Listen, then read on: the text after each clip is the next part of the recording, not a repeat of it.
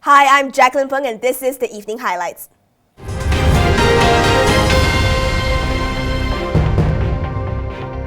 Owners of low and medium cost homes in Penang will be spared from paying assessment rates next year. This under the state's deficit budget for 2016, which was delivered by Chief Minister Lim Guan Eng. The Penang state government wants to provide financial relief to low and middle income groups. The state administration has also directed the Penang City Council and Seberang Perai City Council to bear the GST burden for 2016.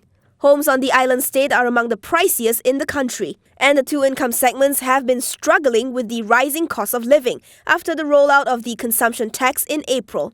Lim delivered a deficit 1.1 billion ringgit budget today. It is Penang's fifth straight deficit spending plan since budget 2012. The deficit is an increase of 11.4% from last year's 993 million ringgit.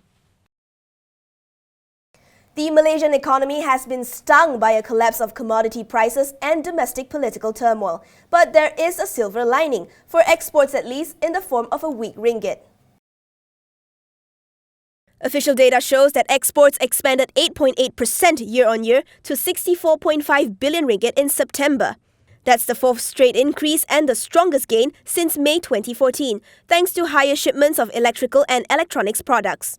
Imports, meanwhile, were up nearly 10% to 55 million ringgit, a big improvement from the August decline of 6%. Both sides of the trade equation beat estimates. The trade surplus for the month was 9.6 billion ringgit, down from 10.2 billion ringgit in August. The weak ringgit is spurring exports, with the currency slumping to a 17-year low against the US dollar this year. This has helped offset slowing demand for petroleum products, which have also seen global prices falling through most of this year. New Zealand dairy cooperative Fonterra is going to continue investing in Malaysia to cater for the ever-increasing demand in the region. This after the group invested 3 million ringgit in its shared services centre here recently.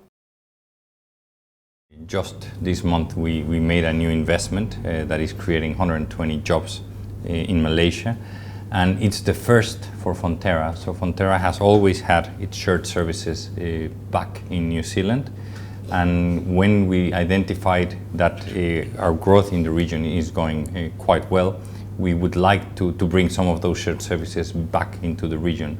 And when we look at the different markets that Fonterra operates in the region, Malaysia was the natural choice to have that shared service based. Poras Lando says there is a lot of upside in the Malaysian dairy market.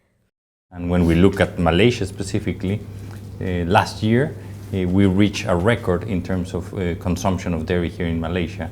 So today we have around 44 liters of milk being enjoyed by Malaysians on every year. That compares to the global average of about 100 litres per capita per year.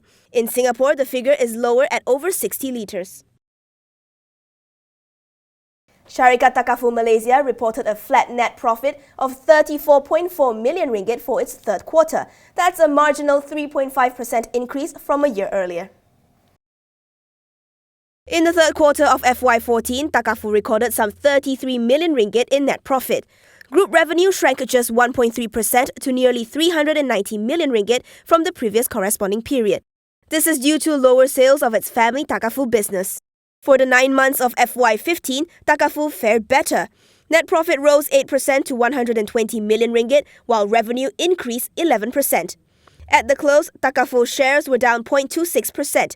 That gives it a market cap of about 3.1 billion ringgit. And that's all we have for the Evening Highlights. I'm Jaqueline P'ng. Thank you for watching.